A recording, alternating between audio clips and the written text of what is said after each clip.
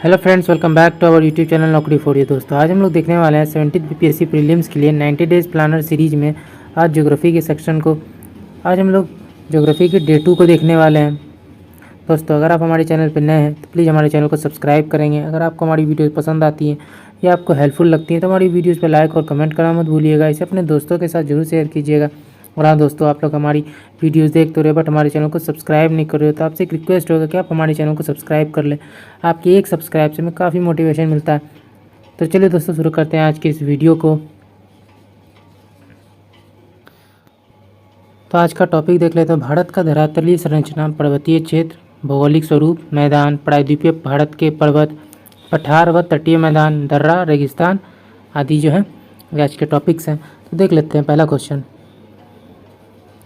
अधोलिखित उच्चावच आकृतियों पर ध्यान दीजिए। उपयुक्त उच्चावच आकृतियों का दक्षिण से उत्तर की ओर बढ़ते हुए सही क्रम बताना है। तो आंसर हो जाएगा 2, 1, 3, 4। यानी सबसे पहले धौलाधर पर्वत श्रृंखला, उसके बाद जास्कर पर्वत श्रृंखला, फिर लद्दाख पर्वत श्रृंखला, फिर काराकोरम पर्वत श्रृंखला। इसका एक्सप्लेनेशन देखते हैं। धौलाधर पर्वत श्रृंखला, जास्कर पर्वत श्रृंखला, लद्दाख श्रृंखला और काराकोरम पर्वत श्रृंखला। ट्रांस हिमालय क्षेत्र के अंतर्गत काराकोरम, लद्दाख, जास्कर आदि पर्वत श्रेणियाँ आती हैं। इनका निर्माण हिमालय से भी पहले हुआ था। ये मुख्यतः पश्चिमी हिमालय क्षेत्र में मिलते हैं। धौलाधर पर्वत श्रेणी लघु या मध्य हिमालय में मिलता है।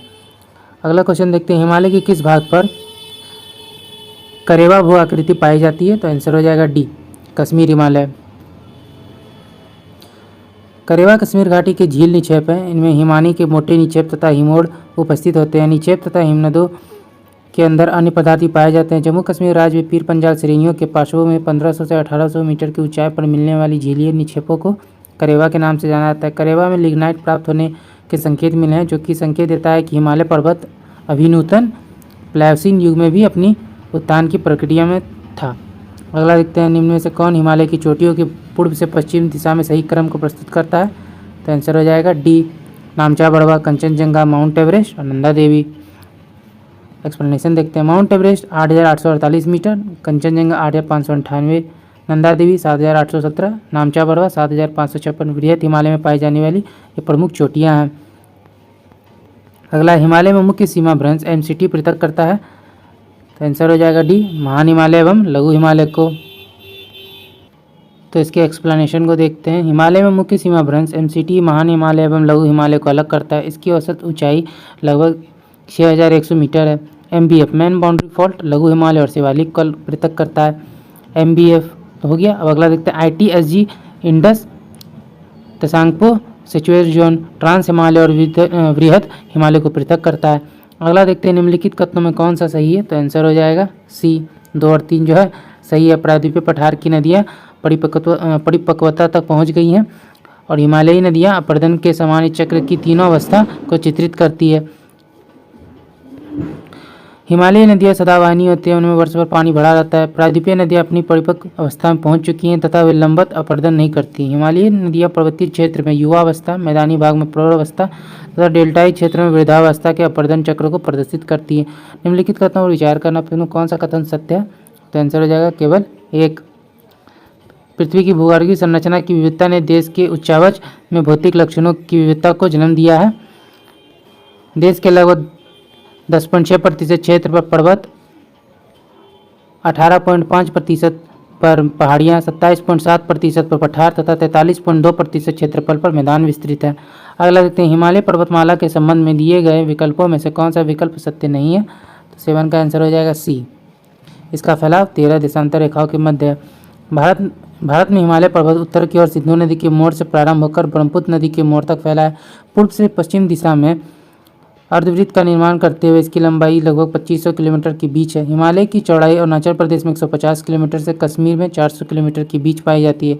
हिमालय का फैलाव 22 देशांतर रेखाओं के बीच मिलता है। इसकी औसत ऊंचाई 6000 मीटर। एशिया महाद्वीप में 6500 मीटर से अधिक ऊंची चोटियाँ 94 हैं, जिनमें 92 चोटियाँ इसी पर्वतीय प्रदेश में स्थित है। हिमालय पर्वतमाला भारत के 5 अलग वर्ग किलोमीटर क्षेत्र में विस्तृत है।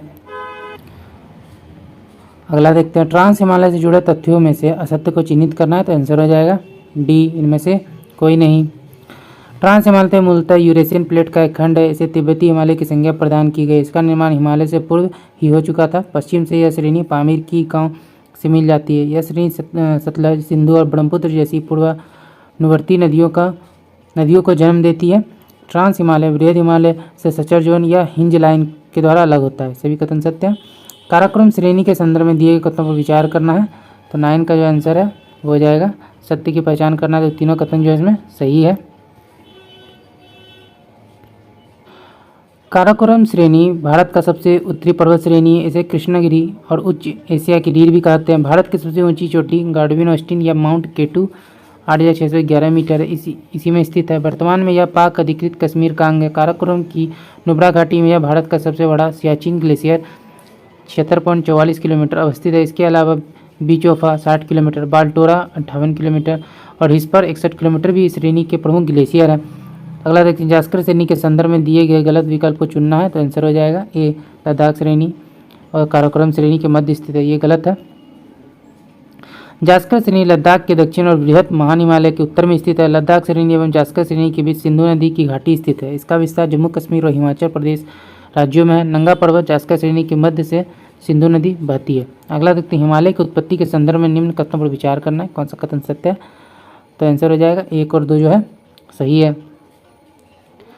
हिमालय का गर्भगिरी अथवा जन्मस्थल 33 भूसन्निधि या 33 सागर को माना जाता है। सोनोजाइक महाकल्प के इयोसीन और ओलिगोसीन कल्प में बृहद हिमालय का निर्माण हुआ। शिवालिक हिमालय का निर्माण बृहद एवं लघु हिमालय श्रेणियों द्वारा लाए गए अवसादों के वलन से प्लायोसीन कल्प में हुआ। चतुर्थ युग अर्थात नियोजोइक महाकल्प के प्लीस्टोसीन या होलोसीन कल्प में भी हिमालय का निर्माण हुआ। हिमालय वास्तव में अभी भी एक युवा पर्वत है, जिसका निर्माण कार्य अभी भी जारी है। वर्तमान समय में हैरी हंस के द्वारा प्रतिपादित प्लेट विवर्तनिक सिद्धांत हिमालय की उत्पत्ति की सर्वश्रेष्ठ व्याख्या करता है। इसके अनुसार लगभग 7 करोड़ वर्ष पूर्व उत्तर में स्थित यूरेशियन प्लेट की और भारतीय प्लेट उत्तर पूर्वी दिशा में गतिशील हुआ। इसके कारण 33 सागर के अवसादों में वलन पड़ने से हिमालय का उत्थान प्रारंभ हुआ।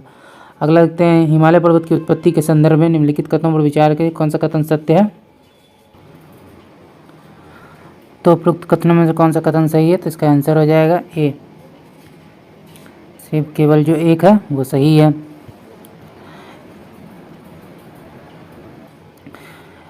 हिमालय पर्वत एक जटिल पर्वत तंत्र है। इस पर्वत में प्री कैम्ब्रियन युग से लेकर इयोसीन युग तक की चट्टानें पाई जाती है। इन चट्टानों में वलन एवं भ्रंशों की भरमार है।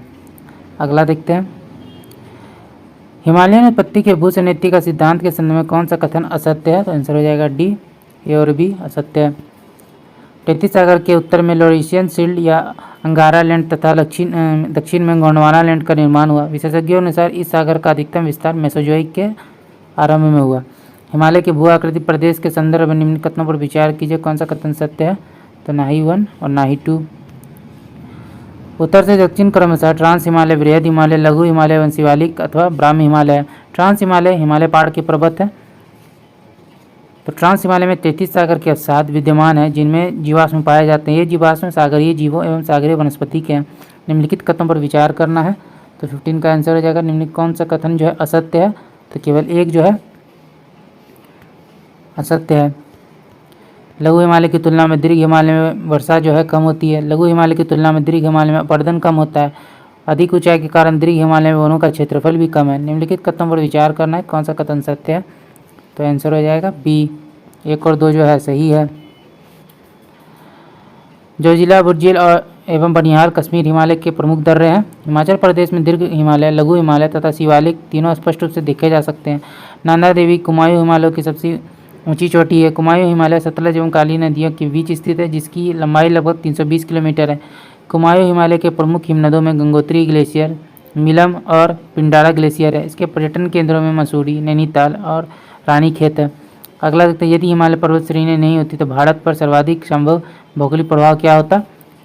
तो निम्न उसके जो है उपयुक्त कथनों में कौन सा सही है, ये पूछा गया है। तो 17 का आंसर हो जाएगा डी, तीनों कथन जो है सही है। देश के अधिकांश भाग में साइबेरिया शीतलहर का जो है आगमन हो जाता का अनुभव होता।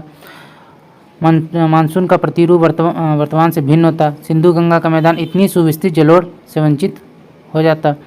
अगर यदि हिमालय पर्वत श्रेणी नहीं होती, भारत के अधिकांश भाग में साइबेरिया से आने वाली शीतलहरों का अनुभव होता। सिंधु गंगा मैदान इतनी सुव्यवस्थित जलोढ़ मृदा से वंचित होता और मानसून का प्रतिरूप वर्तमान प्रतिरूप से भिन्न होता। हिमालय पर्वत मानसूनी पवनों को रोककर उपमहाद्वीप में वर्षा का कारण बनता है। साथ ही हिमालय क्षेत्र से प्रभावित होने वाली सिंधु, गंगा और उनकी सहायक नदियों के अपर्दन एवं निक्षेपण के द्वारा जलोढ़ मैदान का निर्माण करता है। अगला देखते हैं अगला निम्नलिखित समूह में कौन सा पूर्व से पश्चिम की ओर पर्वत शिखरों का सही क्रम है? तो आंसर हो जाएगा ए नामचा बरवा, कंचनजंगा, एवरेस्ट, अन्नपूर्णा और धौलागिरी। एवरेस्ट विश्व की सर्वाधिक ऊंची चोटी है तथा कंचनजंगा भारत में हिमालय की सर्वाधिक ऊंची चोटी है। अगला देखते हैं निम्न में से कौन से राज्य हिमालय पर्वत श्रेणी का हिस्सा है? तो आंसर हो जाएगा ए केवल एक, हिमाचल प्रदेश। भारत के प्रमुख हिमालयी राज्य निम्नलिखित है: जम्मू कश्मीर, हिमाचल प्रदेश, उत्तराखंड, सिक्किम, अरुणाचल प्रदेश, मेघालय, नागालैंड, मणिपुर, मिजोरम, त्रिपुरा। इसके अलावा असम और पश्चिम बंगाल के क्षेत्र में भी इसके अंतर्गत आते हैं, जबकि उत्तर प्रदेश और बिहार का विस्तार मैदानी क्षेत्र में है, मध्य प्रदेश पठारी क्षेत्र है। अगला देखते हैं पटकई पहाड़ियाँ से संलग्न है, आंसर हो जाएगा बी 1 और 3। पटकाई पहाड़ियाँ असम, मणिपुर, मेघालय, मिजोरम एवं नागालैंड से संलग्न है। त्रिपुरा राज्य पटकाई पहाड़ियों से संलग्न नहीं है। मिजो पहाड़ियाँ त्रिपुरा से संलग्न है। अगला देखते हैं उत्पत्ति की दृष्टि से निम्न पर्वत श्रेणियों में से सबसे नवीनतम पर्वत कौन सी है? तो आंसर हो जाएगा ए पटकाई श्रेणियाँ। पटकाई श्रेणियाँ हिमालय श्रेणियों में स्थित है, जिसका निर्माण ट्रांसई युग में हुआ। शेष सभी दक्षिण और मध्य भारत में स्थित है, अतः इनमें से सबसे नवीनतम पर्वत श्रेणी पटकाई श्रेणी है। निम्न कथनों पर विचार करना है, जो है सही कथन कौन सा है?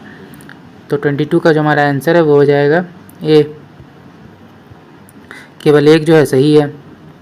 हिमालय के विभिन्न भागों में हिम रेखा की ऊंचाइयाँ भिन्न भिन्न पाई जाती हैं, परंतु औसत हिम रेखा की ऊंचाई उत्तर भाग में 5500 से 6000 मीटर और महान हिमालय के दक्षिण भाग पर 4500 से 6000 मीटर पाई जाती है। इसी प्रकार पश्चिम हिमालय की औसत हिम रेखा 5800 मीटर तथा पूर्वी हिमालय 4300 मीटर पाई जाती है। अगला देखते हैं निम्न कथनों पर विचार करना है, कौन सा कथन सही है? तो केवल एक जो है सही है। लद्दाख श्रेणी लेह के उत्तर तथा काराकोरम के दक्षिण में स्थित है। कैलाश पर्वत इसी श्रेणी में अवस्थित है। विश्व की सबसे खड़ी ढाल वाली चोटी राकापोसी लद्दाख श्रेणी की सर्वोच्च चोटी है। इसी श्रेणी में अक्साई चीन भी अवस्थित है। वृद्ध हिमालय या महान हिमालय मैन बाउंड्री फॉल्ट द्वारा शिवालिक श्रेणी से अलग होता है। कश्मीर घाटी तथा डल झील किसके मध्य अवस्थित है? तो आंसर हो जाएगा डी बृहत हिमालय व पीर पंजाल। पीर पंजाल श्रेणी लघु या मध्य हिमालय का पश्चिमी विस्तार है, जिसका जम्मू कश्मीर एवं हिमाचल राज्य में फैलाव मिलता है। वृहद या महान हिमालय का विस्तार जो है कश्मीर से लेकर अरुणाचल प्रदेश तक है। कश्मीर घाटी तथा डल झील वृहद हिमालय व पीर पंजाल श्रेणी के मध्य अवस्थित है। सूची को सूची 2 से सम्मिलित करना है, तो 25 का आंसर हो जाएगा बी। नुब्रा घाटी काराकोरम श्रेणी में स्थित है। नंगा पर्वत जास्कर रेंज सर्वाधिक ऊंची चोटी है। अन्नपूर्णा वृहद या महान हिमालय में स्थित है। और धौलाधर श्रेणी मध्य हिमालय में स्थित है। नंगा पर्वत की ऊंचाई 8124 मीटर है, जो भारत में स्थित है। अन्नपूर्णा वृहद हिमालय की चोटी है, इसकी ऊंचाई 8078 मीटर है, जो नेपाल में स्थित है। निम्नलिखित पर्वत श्रृंखला में कौन सी हिमालय पर्वत श्रेणी में अवस्थित है? तो आंसर हो जाएगा बी, केवल 1 और 2। चोअऊ या चोयू एवं लोहत्सो हिमालय पर्वत श्रेणी में अवस्थित पर्वत श्रृंखला है, जबकि अन्नमलाई एवं सिरुमाली दक्षिण भारत की पर्वत श्रेणियाँ हैं।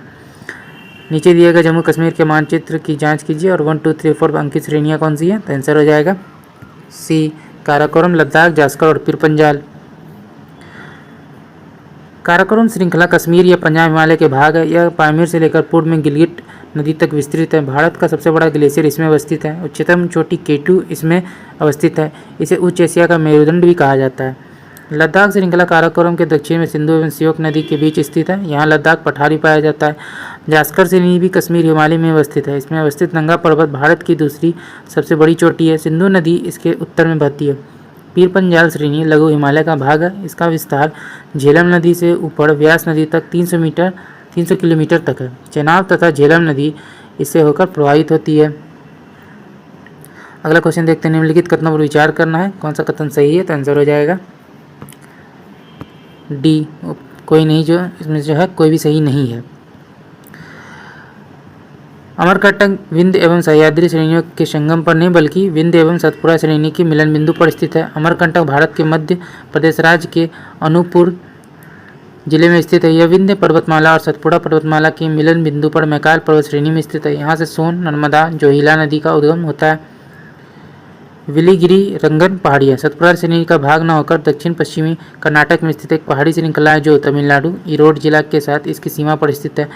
शेषाचलम पहाड़ियाँ पश्चिमी घाट का नहीं बल्कि पूर्वी घाट का हिस्सा है जो आंध्र प्रदेश राज्य में स्थित है। ये श्रेणियाँ मुख्य रूप से आंध्र प्रदेश में रायलसीमा क्षेत्र के तिरुपति जिले में अवस्थित है। अगला देखते हैं इनमें कौन सा युग सुमेलित नहीं है, तो आंसर हो जाएगा बी, लिपुलेख अरुणाचल प्रदेश। लिपुलेख दर्रा माना दर्रा, माना और नीति दर्रा उत्तराखंड में स्थित है। सिपकिला दर्रा, रोहतांग दर्रा और बाड़ालाचा दर्रा हिमाचल प्रदेश में स्थित है।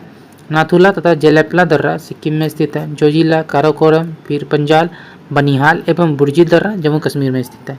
निम्नलिखित में कौन एक सही सुमेलित नहीं है, तो आंसर हो जाएगा डी, सेला उत्तराखंड। सेला दर्रा जो है अरुणाचल प्रदेश में स्थित है। चांगला जम्मू कश्मीर में, रोहतांग हिमाचल प्रदेश में, बामडीला अरुणाचल प्रदेश में स्थित है। सूची 1 को सूची 2 से सम्मिलित करना है, तो 31 का देखते हैं। तो 31 का जो आंसर है वो हो जाएगा सी, 4123। माना उत्तराखंड, नाथुला सिक्किम, जोजिला जम्मू कश्मीर, सिपकिला हिमाचल प्रदेश। अगला देखते हैं निम्नलिखित दर्रों में से किससे होकर ले जाने का रास्ता मिलता है, तो आंसर हो जाएगा ये, जोजिला से। जोजिला दर्रा जास्कर श्रेणी पर वर्तमान केंद्र शासित प्रदेश लेह में स्थित है। इससे होकर श्रीनगर से ले जाने का मार्ग गुजरता है। राष्ट्रीय राजमार्ग 1 इसी से होकर जाता है।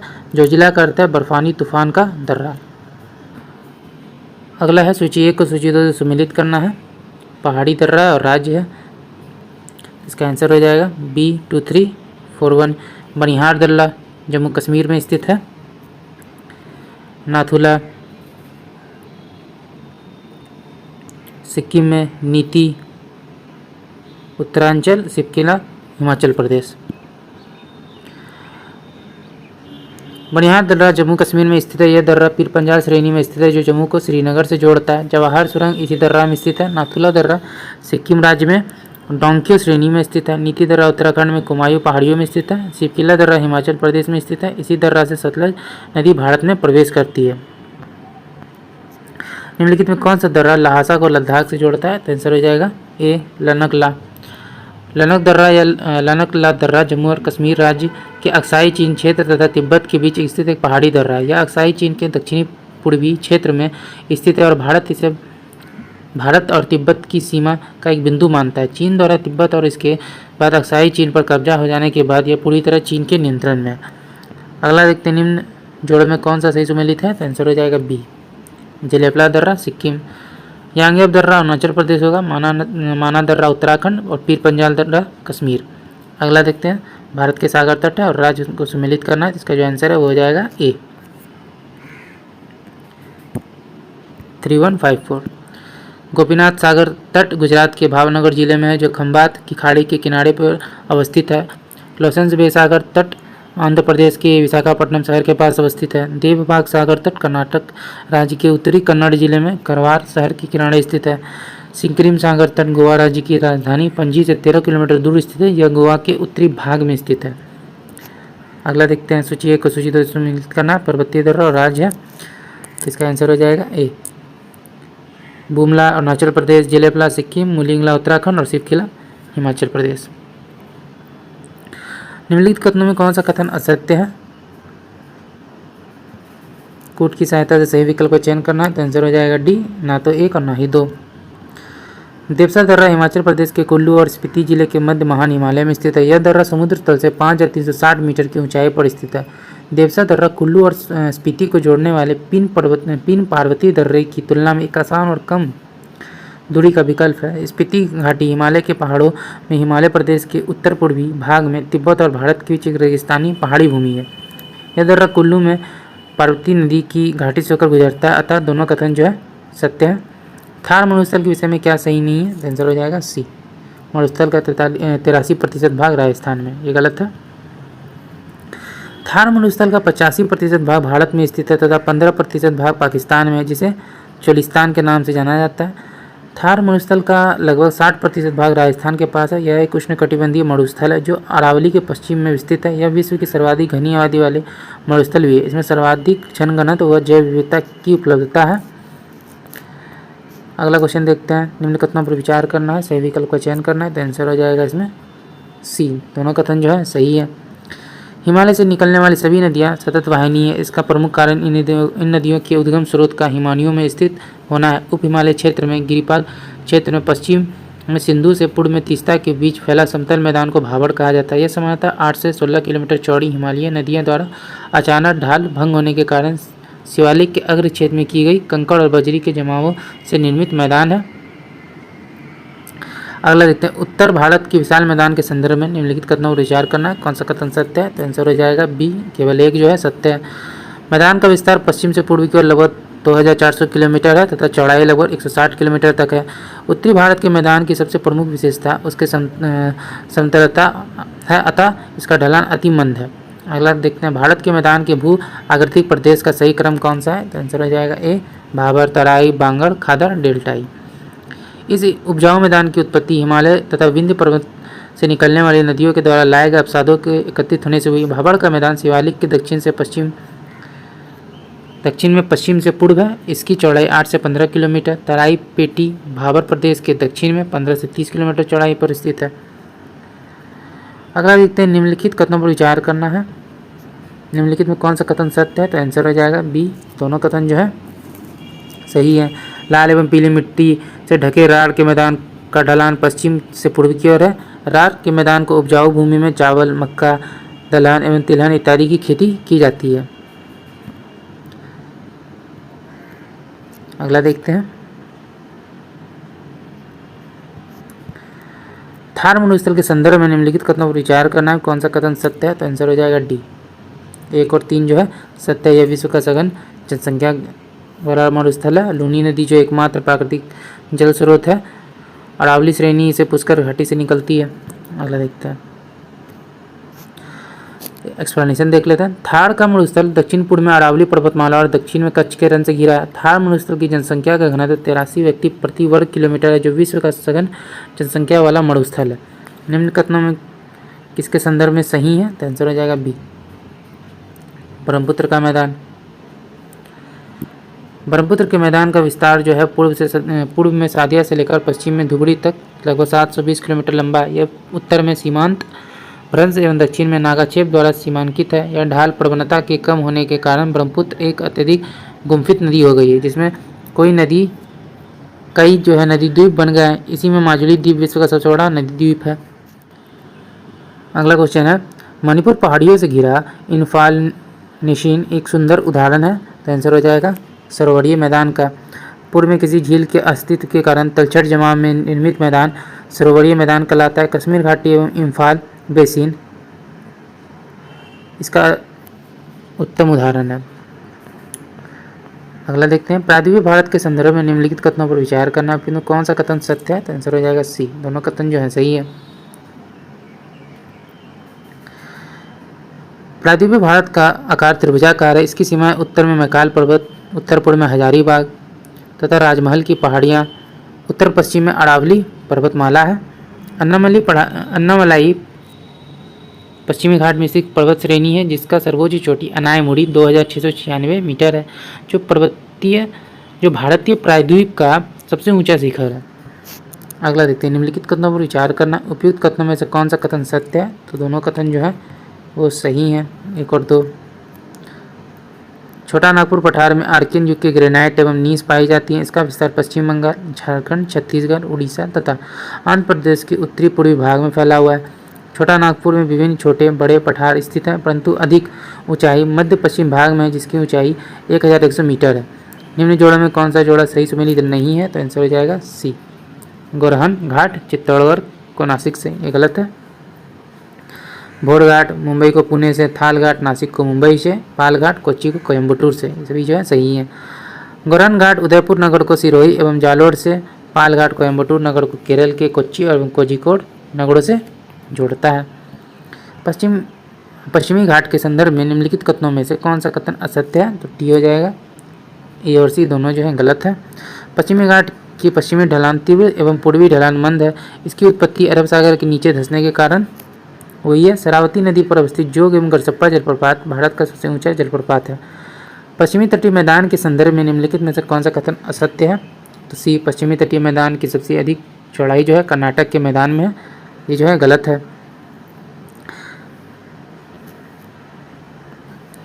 यह मैदान अरब सागर तथा सह्याद्री पर्वतमाला के बीच स्थित है, ये सही है। इस मैदान के दक्षिणी भाग को मालाबार का मैदान कहते हैं। उत्तर से दक्षिण की ओर इसकी लंबाई लगभग 1400 किलोमीटर है, ये सभी जो है सही है। पश्चिमी तटीय मैदान को क्रमशः कोंकण का मैदान, कर्नाटक का मैदान, मालाबार के मैदानों में विभाजित किया गया है। इसकी सबसे कम चौड़ाई कर्नाटक के मैदान में है। पूर्वी तटीय मैदान के संदर्भ में निम्नलिखित में से कौन सा कथन सत्य है? तो आंसर हो जाएगा सी। गोदावरी एवं कृष्णा नदियों के बीच तट के पास कोल्लेरू झील स्थित है। पूर्वी तटीय मैदान का विस्तार उड़ीसा, आंध्र प्रदेश तथा तमिलनाडु राज्यों में है। चिल्का झील इसी तट की सबसे बड़ी लेगुन झील है। पुलिकट झील आंध्र प्रदेश एवं तमिलनाडु की सीमा पर स्थित है। गोदावरी एवं कृष्णा नदियों के बीच तट के पास कोल्लेरू झील स्थित है। अगला देखते हैं, सूची ए को सूची 2 से सम्मिलित करना है। इसको जो इसका आंसर जो हो जाएगा वो हो जाएगा सी। अनायमुड़ी, अन्नमलाई, दोडाबेटा, नीलगिरी, धूपगढ़, सतपुड़ा, गुरु शिखर, अरावली। पहाड़ियों की रानी के नाम से विख्यात नीलगिरी पहाड़ियाँ पूर्वी तथा पश्चिमी घाट का मिलान स्थल है। डोडाबेटा इसी पहाड़ी की सर्वोच्च चोटी है। बुरहान दर्रा के पूर्व में सतपुड़ा श्रेणी है। इसकी सबसे ऊंची चोटी धूपगढ़ 1350 मीटर है। महादेव पहाड़ी में स्थित है। इसी के निकट प्रसिद्ध पर्यटन स्थल पंचमढ़ी बसा है। भारत के उत्तर पश्चिम भाग पर उत्तर पूर्व से दक्षिण पश्चिम दिशा में विस्तारित है। इसकी सर्वोच्च चोटी माउंट आबू गुरु शिखर है, जिसकी ऊंचाई 1722 मीटर है। दक्षिण भारत का सर्वोच्च शिखर या चोटी अनायमुड़ी 2695 मीटर है, जो अन्नमलाई पहाड़ी की चोटी है। प्रायद्वीपीय भारत के पर्वत श्रेणियों एवं पहाड़ियों के संदर्भ में दिए गए कथनों पर विचार करना है। कौन सा कथन सत्य है? तो आंसर हो जाएगा केवल एक। पहाड़ियों के रानी के नाम से विख्यात नीलगिरी पहाड़ी पूर्वी घाट एवं पश्चिमी घाट के सम्मिलित स्थान पर अवस्थित है। दोडाबेटा नीलगिरी पहाड़ी की सर्वोच्च चोटी है। दक्षिण भारत खासकर तमिलनाडु की प्रसिद्ध टोडा जनजाति नीलगिरी पर्वत पर ही निवास करती है। नीलगिरी का विस्तार तमिलनाडु, केरल और कर्नाटक में है। पहाड़ी का सर्वोच्च शिखर अन्नमलाई पहाड़ी केरल और तमिलनाडु राज्य की सीमा पर स्थित है। अन्नमलाई पहाड़ी की चोटी अनायमुड़ी दक्षिण भारत की सर्वोच्च चोटी है। अनायमुड़ी की ऊंचाई 2695 मीटर है। अनायमुड़ी का अर्थ है हाथी का मस्तक। पश्चिमी घाट पर्वत यानी सह्याद्री पर्वत को दो भागों में उत्तरी सह्याद्री व दक्षिणी सह्याद्री में व्यक्त करने वाली रेखा क्या है? आंसर हो जाएगा सी 16 डिग्री उत्तरी अक्षांश रेखा। पश्चिमी घाट को सह्याद्री पर्वत कहा जाता है। सह्याद्री को दो भागों में व्यक्त किया गया है, उत्तरी सह्याद्री और दक्षिणी सह्याद्री। 16 डिग्री उत्तरी अक्षांश की रेखा जो कि गोवा से गुजरती है, इन दोनों को विभाजित करती है। उत्तरी सह्याद्री का सर्वोच्च शिखर कलसूबाई 1646 मीटर है। महाबलेश्वर इसकी दूसरी प्रमुख चोटी है। कृष्णा नदी यहीं से निकलती है। दक्षिणी सह्याद्री का सर्वोच्च शिखर कुद्रेमुख 1894 किलोमीटर है, 1894 मीटर है।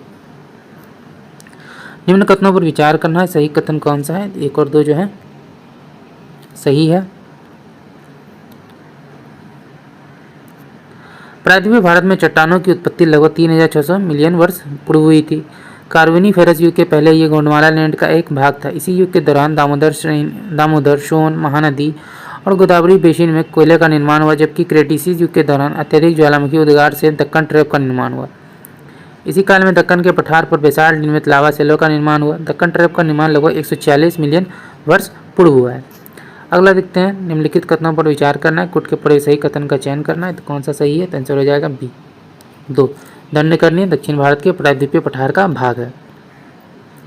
मेघालय का पठार प्रायद्वीपीय पठार का विस्तार है। यह भ्रषण के कारण प्रायद्वीपीय भाग से मालदा गैप द्वारा पृथक हो गया। उल्लेखनीय है कि गंगा सिंधु के मैदान के दक्षिण में फैला त्रिभुजाकार क्षेत्र को प्रायद्वीपीय पठार कहा जाता है। दंडकर्णी जो है इसी पठार का भाग है, जिसका विस्तार उड़ीसा, छत्तीसगढ़ तथा आंध्र प्रदेश में लगभग 89,078 किलोमीटर क्षेत्र पर है। निम्न कथनों पर विचार करना है, कुट के पड़े सही कथन का चयन करना है। तो आंसर होगा सी 3 जो है सही है। सबसे लंबी तटरेखा गुजरात राज्य में है। अंतःस्थल की सागर की ओर निकले भाग को मिलाने वाली सीधी रेखा को आधार रेखा कहते हैं। किसी भी देश के प्रादेशिक जल क्षेत्र को क्षेत्रीय सागर कहा जाता है। क्षेत्रीय सागर की दूरी आधार रेखा से सागर की ओर नापी जाती है, जो सामान्यतः 12 समुद्री मील होता है, जबकि विशिष्ट आर्थिक मंडल आधार रेखा से सागर की ओर 200 समुद्री मील तक है। अतः भारत के प्रादेशिक जल क्षेत्र का विस्तार तट से 12 समुद्री मील तक है। भारत जो है तीनों ओर से समुद्र से घिरा है। इसकी तट रेखा 7516.6 किलोमीटर लंबी है। इसकी तट रेखा पर 9 राज्य हैं, जिसमें गुजरात की तट रेखा सबसे लंबी है 1214.70 किलोमीटर। इसके बाद आंध्र प्रदेश 973.70 किलोमीटर। अगला क्वेश्चन देखते हैं, निम्नलिखित कथनों पर विचार करना है, कूट के प्रयोग से सही कथन का चयन करना है। तो इसमें जो आंसर हो जाएगा, ना ही 1 और ना ही 2 दोनों जो है सही नहीं है। इसके एक्सप्लेनेशन को देखते हैं। अंडमान निकोबार केंद्र शासित प्रदेश में अंडमान एवं निकोबार द्वीप समूह शामिल है। ये बंगाल की खाड़ी में अवस्थित है। अंडमान द्वीप समूह का सर्वोच्च शिखर सैंडल पीक 732 मीटर उत्तरी द्वीप पर दिगलीपुर के निकट स्थित है, जबकि निकोबार द्वीप समूह का सर्वोच्च शिखर माउंट थुलियार 642 मीटर ग्रेट निकोबार द्वीप पर स्थित है। अंडमान और निकोबार द्वीप समूह में 572 द्वीप एवं टापू हैं, जिनमें 550 अंडमान द्वीप समूह में है, 22 निकोबार द्वीप समूह में। अरावली एवं बिंद श्रृंखलाओं के मध्य कौन सा पठार स्थित है? आंसर हो जाएगा ए, मालवा का पठार। अरावली एवं विंध्य श्रृंखलाओं के मध्य मालवा का पठार स्थित है। इसकी उत्तरी सीमा अरावली एवं दक्षिणी सीमा विंध्य श्रेणी और पूर्वी सीमा बुंदेलखंड पठार द्वारा निर्धारित की जाती है। तो दोस्तों, आज का वीडियो यहीं तक। आशा करते हैं वीडियो आपको पसंद आया होगा। और आपने वीडियो को यहाँ तक देखा और हमारे चैनल को सब्सक्राइब नहीं किया तो प्लीज़ हमारे चैनल को सब्सक्राइब करेंगे। और आपको हमारी वीडियोस पसंद आई या आपको हेल्पफुल लगी तो इसे अपने दोस्तों के साथ वीडियो शेयर कीजिएगा। तो चलिए फिर मिलते हैं एक मज़ेदार वीडियो के साथ। जय हिंद।